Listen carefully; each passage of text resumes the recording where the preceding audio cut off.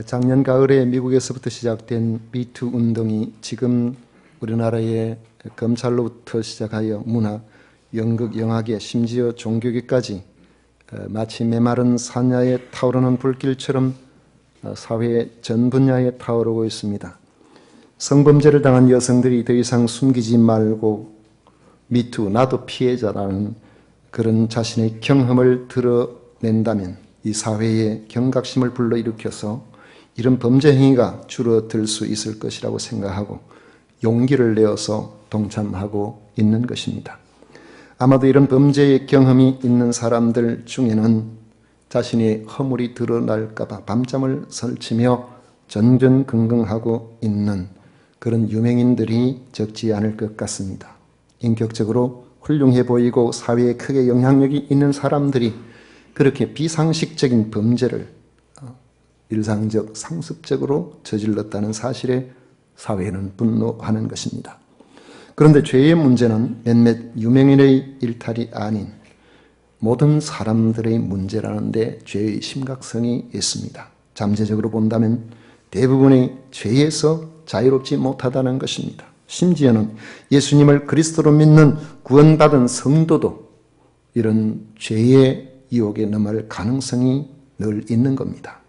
바울 사도는 로마서 7장 21절 이하에서 이 점을 솔직하게 드러내고 있습니다. 그러므로 내가 한 법을 깨달았노니 곧 선을 행하기 원하는 나에게 악이 함께 있는 것이로다. 내 속사람으로는 하나님의 법을 즐거워하되 내 지체 속에서 단 한 다른 법이 내 마음의 법과 싸워 내 지체 속에 있는 죄의 법으로 나를 사로잡는 것을 보는도다. 오호라, 나는 곤고한 사람이로다. 이 사망의 몸에서 누가 나를 건져내랴. 선을 행하기 원하는 나에게 악이 함께 있는 이런 고민을 바울 사도가 하고 있습니다. 구원받아 새 사람이 된 기쁨이 가득할 때 내 속 사람으로는 하나님의 법을 즐거워합니다. 그런데 다른 한편으로는 내 육신이 죄에 끌리고 여전히 죄에게 관심을 가고 심지어 죄에게 넘어가 버리는 경우를 발견하게 됩니다. 그래서 바울은 탄식하고 있는 것입니다. 과연 우리는 일상에 살면서 죄와의 전쟁에서 패배하여 날마다 좌절하며 죄책감 가운데 살아가야 되겠습니까? 그렇다면 예수님을 믿는 것과 믿지 않는 것에 무슨 차이가 있겠습니까? 그리스도 안에 사는 새로운 피조물로서의 영적 변화를 우리가 어떻게 알 수가 있으며 오늘 나와 함께 하시는 하나님과 동행하는 것을 세상을 향하여 무엇으로 증명할 수가 있겠습니까? 14절을 보면 사도는 죄가 너희를 주장하지 못하리니라고 했습니다. 아무리 죄와 싸워도 죄를 이길 수 없으니 포기하고 살라고 말씀하고 있지 않습니다. 죄가 주장하지 못하게 하면 죄가 너희를 주장하지 못하게 된다는 것을 말씀하고 있습니다. 그리스도와 연합한 사람은 죄를 이길 수 있다는 뜻입니다. 그리스도와 함께 죽고 그리스도와 함께 산 사람은 죄가 왕노릇하지 못하게 할 수 있다는 말씀을 오늘 우리에게 주고 있는 것입니다. 그 근거는 그리스도와 연합한 사람은 율법 아래에 있지 아니하고 은혜 아래에 있기 때문입니다. 법이라는 것은 그 법 아래에 있는 사람을 정죄하고 그 법의 노예로 만들어 버립니다. 작법 자폐라는 고사성어가 있습니다. 전국시대의 위나라 사람인 상황이 주전 4세기 사람입니다. 이 사람이 아주 대단한 똑똑한 사람인데 자기 나라에 자기를 알아주는 사람이 없었어요. 그러다가 마침 진나라의 효공이라는 사람이 똑똑한 사람을 알아본다는 말을 듣고 그에게 찾아와서 그와 대화를 나눈 가운데서 이 효공이 사람을 알아보고 그를 귀한 자리에 씁니다. 마침내 제상의 자리에까지 오르게 되었습니다. 이 상황은 자기에게 주어진 그 기회를 이용해서 최선을 다해서 나라를 질서 있고 부강한 나라로 만들기 위해서 법을 세우고 법을 집행하는 데 최선을 다했습니다. 법을 세밀하게 만들고 그 법을 엄격하게 집행을 해서 그 법대로 사회가 움직여 가도록 그렇게 만든 것입니다. 조그만 죄를 지어도 그 죄값을 지불하도록 손이 잘못하면 손을 잘라버리고 발을 잘못하면 발 뒤꿈치를 잘라버리고 또 어떤 법은 법에 더한 적용에 따라서 코를 자르고 귀를 자르고 그렇게 아주 엄격하게 법 집행을 하니까 법이 무서워가지고 사람들이 법을 잘 지키게 되니까 나라가 안정되고 그리고 나라가 점점 부강해졌습니다. 그런데 이 법이 너무나 엄격해서 왕의 아들인 태자에게도 그 법을 적용을 해야 된다고 했습니다. 태자가 잘못하니까 그 법을 태자에게 물으려고 하니까 앞으로 장래가 문제가 되잖아요. 그래서 결국 그 태자 대신에 그의 스승에게 그 죄를 물어가지고 코를 자르는 이런 일까지 발생하게 된 것입니다. 그러니까 이 겁을 안 낼 사람이 어디 있겠습니까? 그런데 세월이 흘러서 그를 그렇게 귀하게 여기던 효공이 죽게 되고 그 아들이 왕이 되게 되었습니다.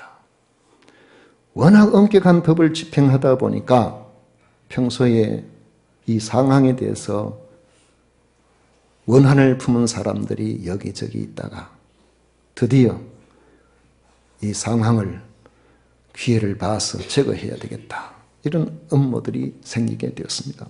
이 상황이 그 사실을 알고는 그대로 있다가는 그냥 죽겠다 싶어서 급하게 도망을 쳤습니다. 마침내 국경을 넘어 자기가 원래 살던 위나라로 이제 가게 되는 그런 상황이 됐는데 해가 졌습니다. 넘어가려니까 국경을 지키던 군사들이 못 갑니다. 왜 못 가냐? 상황의 법에 의하면 해가 지면 국경을 출입할 수 없도록 되어 있습니다. 나는 꼭 가야 되겠다 그러니까 안 됩니다. 왜 안 됩니까?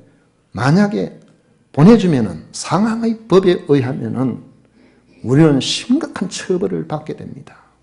절대로 보내줄 수 없습니다.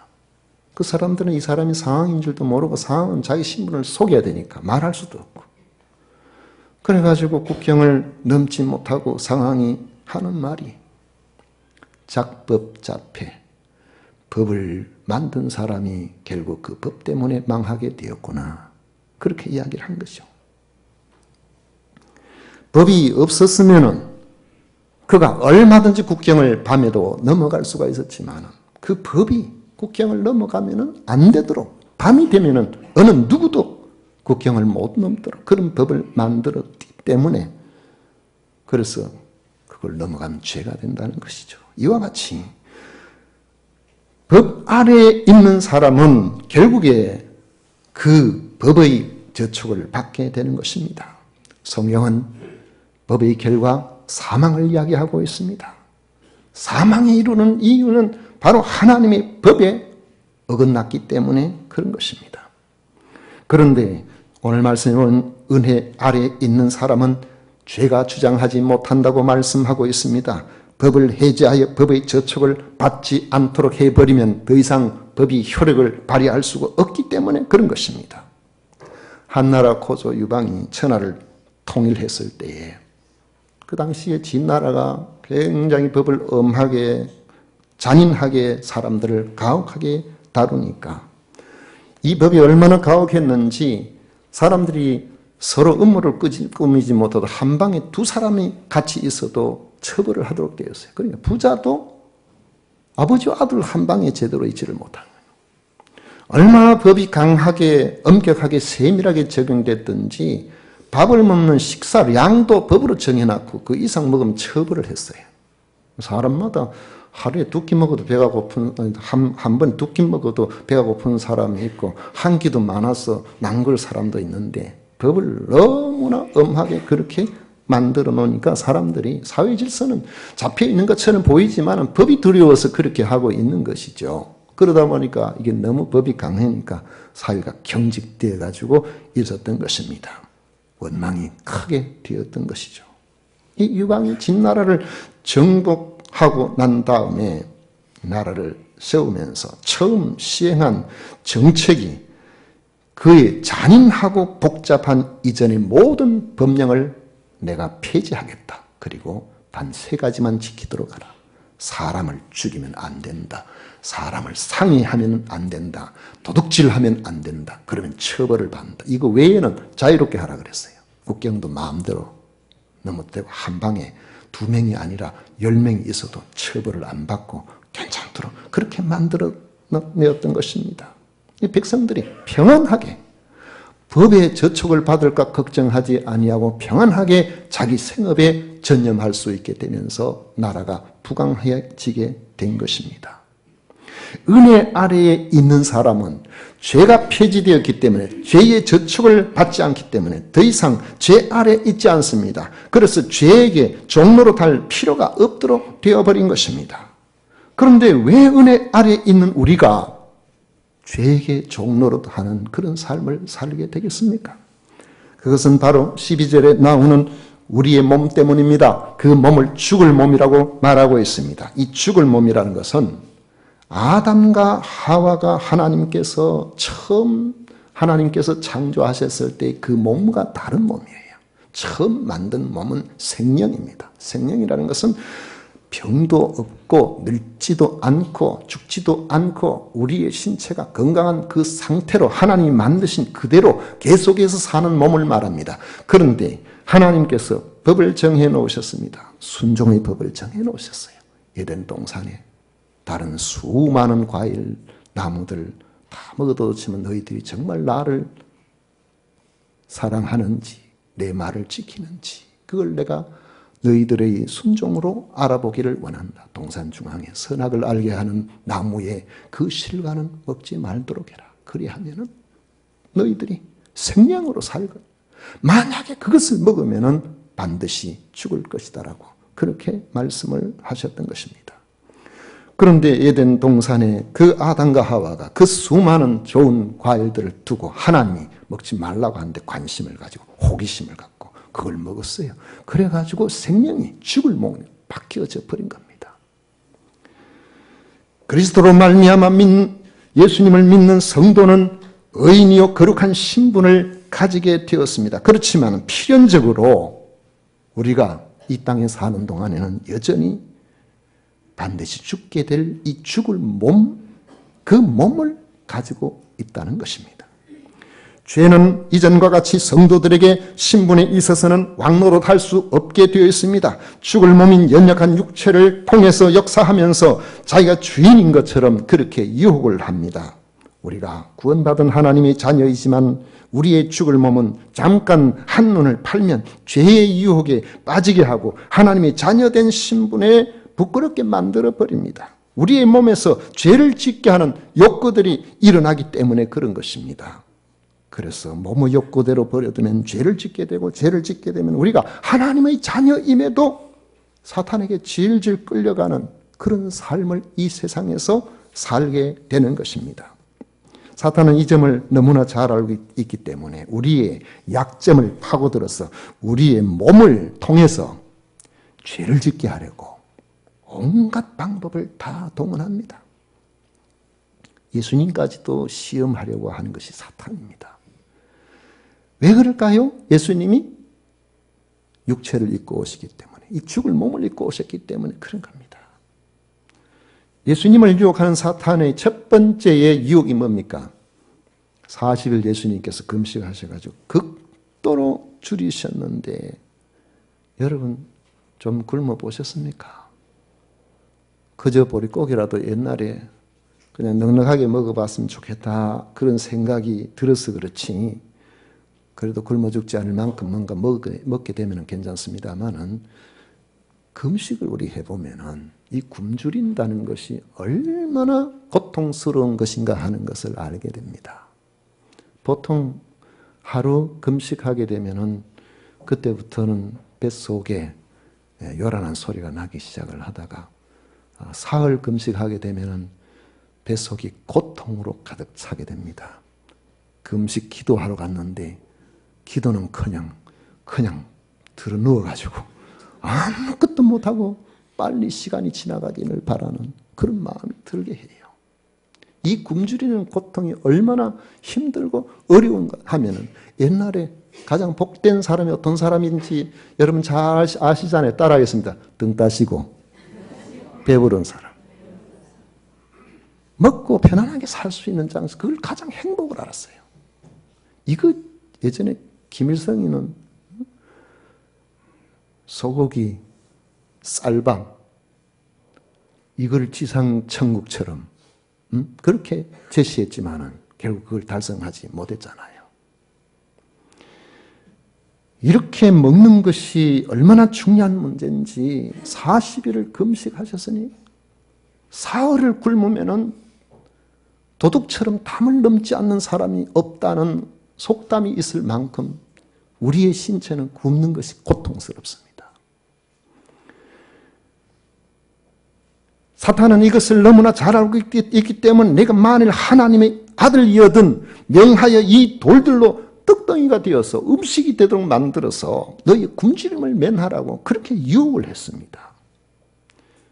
두 번째 유혹은 어떻습니까? 천하만국과 그 영광을 보여주면서 만약 자기에게 엎드려 경배하면 이 모든 것을 주겠다고 했습니다. 사람들이 살만한데 등 따시고 배부른데 이제 됐어요. 그만하면은 훌륭하게 살만하다 싶은데 사람은 만족하지 않습니다. 더 많이 가지려고 합니다. 더 높이 가려고 합니다. 그 이면에는 끊임없이 권세와 명예의 탐욕이 도사리고 있습니다. 세 번째 유혹은 성전 꼭대기에 그곳에서 뛰어내리라는 부추김이었습니다.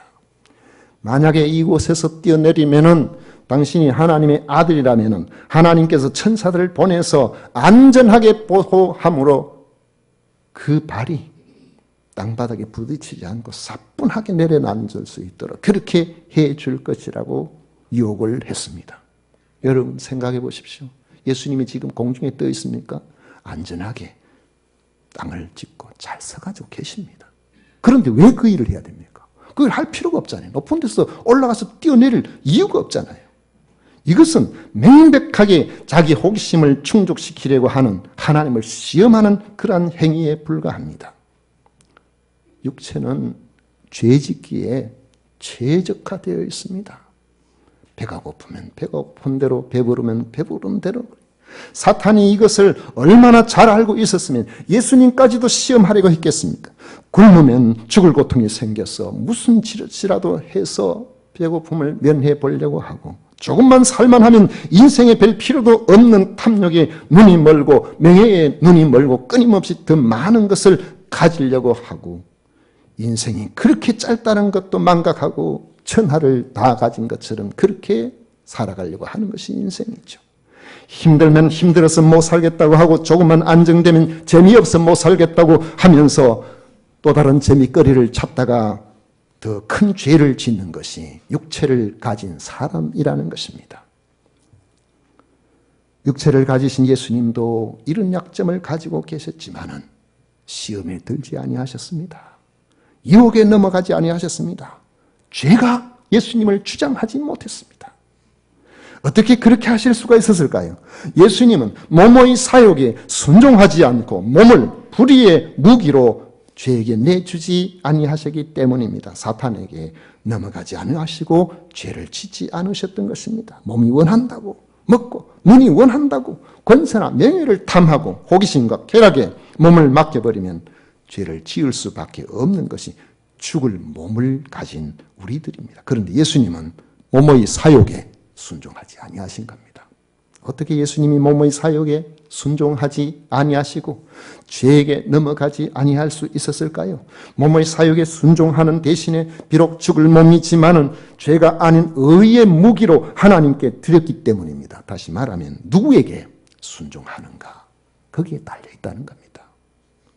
오늘 여러분들 11시 10분부터 12시 10분까지 이 자리에 계시는 분은 어느 누구도 죄를 짓지 않을 겁니다.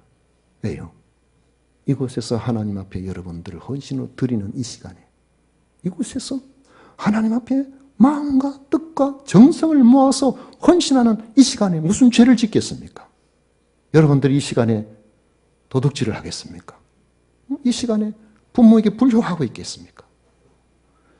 우리가 어디에 순종하며 어디에 헌신되어 있느냐, 이것이 우리로 하여금 하나님 앞에서 죄가 주장하지 못하게 할 수 있는 비결이 되는 것입니다. 예수님은 사탄이 시험할 때 몸의 사역을 쫓지 않고 하나님께 순종했습니다. 돌들이 떡덩이가 되게 해서 배고픔을 면하라고 했을 때에 사람이 떡으로만 살 것이 아니요 하나님이 입으로부터 나오는 모든 말씀으로 살 것이라고 하시면서 그 말씀에 순종했습니다. 죽을 몸의 배고픔을 따르기보다 영원하신 하나님의 모든 말씀에 순종하시겠다는 것입니다. 사탄이 천하만국을 보여주면서 자기에게 경배하면 그 모든 것과 영광을 주겠다고 하실 때 사탄을 대적했습니다. 사탄아 물러가라. 기록되었으되 주 너희 하나님께 경배하고 다만 그를 섬기라고 하시면서 하나님의 말씀에 순종하여 하나님만 섬겼습니다. 우리가 세상의 헛된 영광에 미혹되지 아니하려면 오직 하나님만 경배하고 하나님만 섬겨야 합니다. 육체가 죽을 몸인데 세상 영광을 위해서 자기 마음대로 살다가 죽으면 우리 몸에 그게 무슨 의미가 있겠습니까? 우리나라에 돈이 제일 많은 그러한 분이 지금 살아도 산 것 같지 않게 그렇게 아마 계시는 줄 알아요. 그분에게 회사가 무슨 의미가 있겠습니까? 아무것도 모르는데 그런 분에게 돈이 무슨 의미가 있겠어요? 그런 분에게 궁궐 같은 그 집이 도대체 어떤 의미가 있겠습니까? 우리의 온갖 수고나 노력이 사탄이 보여주는 헛된 영광에 속아서 그런 것이 아닌지 우리가 수고하고 애쓰고 노력하고 힘써 살더라도 항상 우리 자신들이 내가 헛된 곳에 너무 많은 힘을 쏟고 있는 것은 아닌가 자기를 살펴보는 그러한 지혜가 있어야 사단에게 속지 않을 수가 있습니다. 오직 하나님만 경배하려고 작정해야 하나님만이 영광을 받으시도록 해야만 우리가 속지 아니할 수가 있습니다. 삶에 만족하지 못하고 감사보다 끊임없이 이 세상에 재미있는 일이 없을까 그것을 찾아다니도록 부추기는 그러한 자가 바로 사탄입니다. 여기에 넘어가면서도 하나님께서 나를 안전하게 지켜주실 것이라고 믿는다면 그는 하나님을 시험하는 자가 되죠.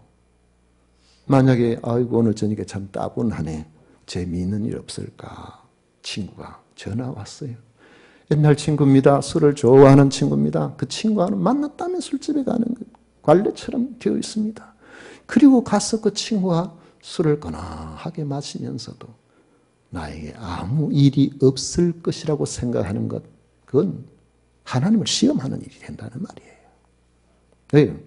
그건 그런 자기 쾌락, 자기 호기심을 충족시키면 그리고 난 다음에 그 결과가 어떻게 되는지는 우리가 잘 알고 있잖아요. 그러면서도 괜찮을 거다. 높은 데서 뛰어내려라. 그럼 하나님께서 너 하나님 자녀니까 안전하게 그렇게 해줄 것이다.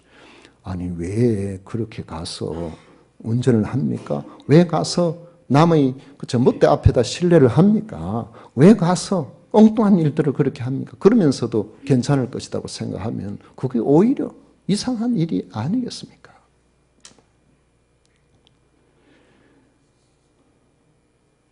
하나님 앞에 우리가 살아가면서 죄가 우리를 잔이 주장하지 못하도록 하는 방법은 의외로 간단합니다.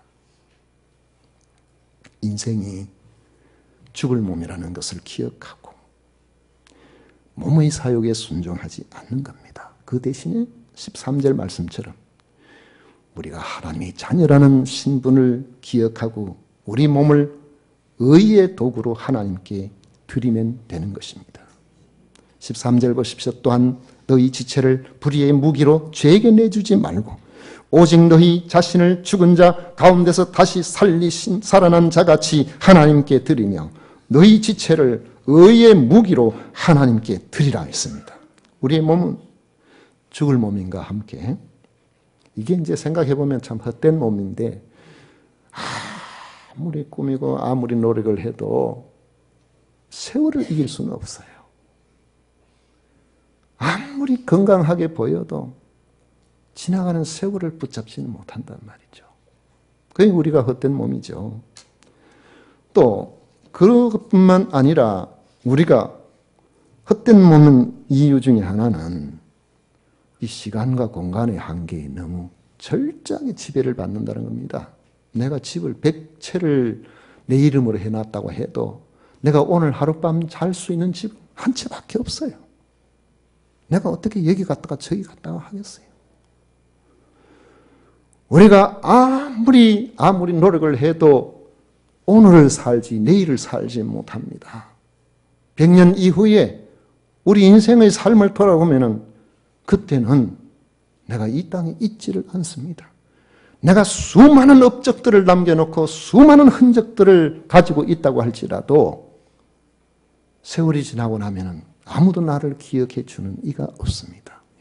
제가 이전 교회에 15년, 14년, 6개월을 있었는데 세월 지나고 뒤에 알고 보니까 거기 보면은 목사님들, 장로님들 사진도 이렇게 붙여놨는데 제 사진이 없어진 것 같더라고요. 없어도 괜찮아요. 그게 우리들입니다. 세월 지나면은 그곳에 내가 있지 않기 때문에. 그러면은 이걸 생각해 보면은 아이고 참 인생 허무하네. 내가 이렇게 노력하고 이렇게 수고하고 이렇게 모든 것들을 갖춰놨는데 성경의 말씀처럼 그 모든 것들을 타인이 취하고 후대가 그것을 누리고 이렇게 돼버리는 것이 바로 우리들이 아니겠습니까? 그런데 바로 이런 한계를 가진 우리들이기 때문에 이 한계를 우리가 잘 이용을 하게 되면은 하나님께서 기뻐하시는 아름다운 모습으로 죄가 우리를 주장하지 못하는 인생을 살 수 있게 된다는 말입니다. 어떻게 이 한계를 잘 이용할 수가 있겠습니까? 저는 술을 좋아하는 분을 조금 이해합니다. 체질이 그런 사람이 있어요.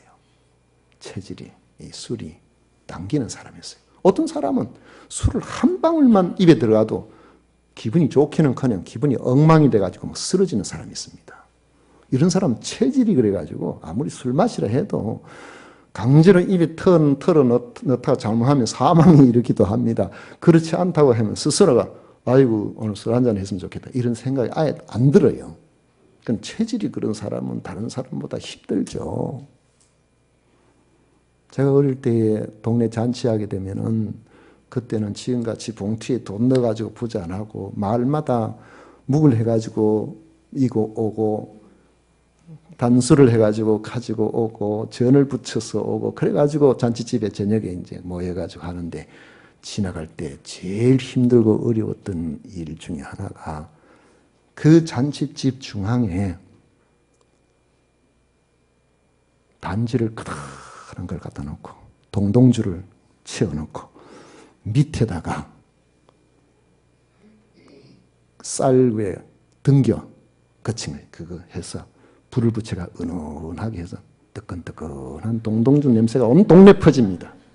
저는요 한 5살 때부터 그게 좋았어요. 자석처럼 그쪽으로 끌려가요. 그러니까 누가 한 잔 주지도 안 하고 이건 정말 힘들어요. 그런데 이런 유혹이 찾아올 때 친구가 전화 왔어요. 뭐 하나 오늘 저녁에 한잔 하지? 이렇게 하면은 아이고 그렇잖아도 땡기는데 아이고 잘 됐다고. 그래가지고 그 친구를 따라가면은 그날은 죄의 주장을 받게 됩니다. 그러니 바로 그럴 때에 우리가 여러분들이 모이는 목장 모임에 가시게 되면은 찬양과 기도 아름다운 성도의 교제를 나누면서 그 유혹에서 벗어나 버려요. 그러한 것들이 나중에 생각이 안 나도록 되어 있습니다. 이것은 우리의 평생 동안 반복됩니다. 계속 반복돼요. 사람이 누구와 어울리는가, 어디에 있느냐, 그것이 그 사람을 결정지어 주는 것입니다. 부부가 행복하게 살려고 하면 어떻게 해서든지 함께하는 시간을 많이 가지려고 애를 써야 됩니다. 주말 부부가 되어서 멀리 떨어져 있다면 자주 전화하고 안부를 묻고 화상통화를 하고 어떻게 해서든지 함께하는 그런 시간을 가지려고 애를 많이 써야 됩니다. 처음에는 좀 그러다가 한 달 지나고 1년 지나고 잘 있겠지. 잘 있는지 여러분 어떻게 아세요? 혼자 있는데. 할 수가 없는 거예요. 의도적으로 함께하는 시간, 복된 자리, 바로 그 자리에 우리가 있을 수 있도록 최선을 다하게 될 때에 하나님께서 우리와 함께 하셔서 죄가 우리를 함부로 넘어지게 거기에 끌려가지 않도록 그렇게 만들어 주시는 것입니다. 그러므로 우리 성도들은요, 부부 사이에 벌어지지 않도록 정말 애를 써야 됩니다. 서로 간에요. 애를 많이 써야 돼요. 그 애를 많이 쓰는 것 중에 하나가 한번 따라하겠습니다. 친절하자. 말도 친절하고 행동도 친절하고. 여러분, 아무리 예뻐도요, 안 친절한 부인은 예쁘지 않습니다. 아무리 대단한 남자도 자기를 학대하는 남편은 존경이 안 갑니다. 서로 깊은 친절을 가지고 그렇게 서로 말 한마디 행동 하나 잘 지내면 가정에서 오는 그러한 불화로 오는 그러한 죄에서 여러분 하나님께서 지켜주십니다. 하나님의 은혜가 여러분들에 머물게 돼요. 그러한 아름다운 가정에 자녀들이 함께합니다. 맨날 부부 다투고 싸우고 하면 애들이요, 틈만 나면 집에서 멀어지려고 해요. 집에 가까이 안 오려고 해요. 그런데 함께하고 하게 되면 자녀들과의 관계도 좋아집니다. 그런 삶의 귀한 모습이 있을 때에 마음에 여력이 있어서 부모님이 보여요. 부모님한테 잘해야 되겠다 그 생각이 들어요. 위로 아래로 주변에 옆으로. 내가 지금 죽겠는데 뭐 누가 돌아봅니까? 그거 잘 안 되잖아요. 그런데 하나님과의 이러한 관계들을 온전히 간직하게 되면은 우리가 죄의 유혹으로부터 물리칠 수가 있는 것입니다. 우리의 몸은 죽을 몸입니다. 사탄은 끊임없이 우리 몸의 약함을 통해서 죄를 짓도록 유혹합니다. 만약에 우리가 구원받은 사람이라도 몸의 사욕에 아무 생각 없이 끌려가게 되면은 우리는 죄를 지을 수밖에 없습니다. 그 죄는 강력한 이러한 습관적인 죄로 우리를 끌고 가게 되어서 계속해서 죄를 반복하도록 그렇게 만듭니다. 그렇게 되면은 우리는 자신도 모르게 탕자처럼 되어 있어서 내가 아버지 아들은 맞아. 아버지 아들은 맞지만은 어찌 내가 아버지 아들이라고 말할 수 있을까? 내가 아버지 아들이라고 하면은 아버지께 누가 되는데, 그러니까 어딜 가도 모임에 가면은 교회 안 다니는 사람인 척하고 안 믿는 것처럼 하고 그렇게 탕자처럼 우리가 살게 되는 것입니다. 하나님의 자녀이면서도 이렇게 살게 되면 자녀의 권세를 누리지 못합니다. 자녀의 영광을 누리지를 못하게 됩니다. 오히려 그 신분이 스스로 초라한 부끄러운 그런 그리스도인의 모습을 갖추게 되는 것입니다. 구원을 받아도 하나님 앞에 너 어떻게 살다 왔냐? 예, 말씀 드릴 입이 없습니다. 부끄러운 구원이 될 수가 있다는 것입니다.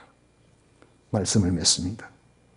반면에 영광스러운 부활에 참여할 우리의 신분을 철저하게 인식하고 하나님이 기뻐하시는 자리에 여러분 자신들을 의도적으로 몰아넣으십시오. 부부는 자주만 늘 함께하는 시간을, 대화를 자주 할 수 있는, 서로를 친절하게 대할 수 있는 그러한 가정을 만드는 일에 최선을 다하고, 여러분 하나님의 말씀을 듣고 하나님의 말씀의 그런 강력한 이런 주장을 들을 수 있는 예배의 시간에 여러분들을 끊임없이 몰아넣으십시오.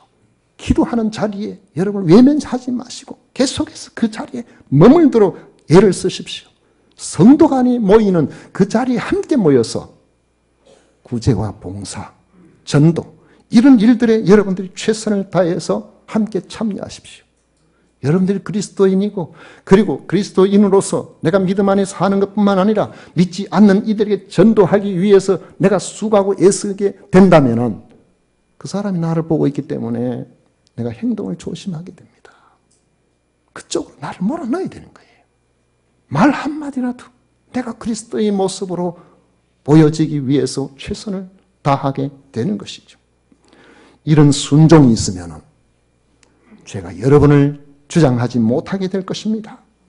멋진 하나님의 백성으로 살게 될 것이고, 우리 하나님께서 우리의 헛된 몸, 죽을 몸을 벗고 부활의 몸, 영원한 몸을 입을 때에 참으로 잘했다고 칭찬하는 귀한 삶이 될 것입니다. 이런 은혜가 오늘 이 자리에 함께하는 우리 모두에게 함께 하시기를 축복합니다.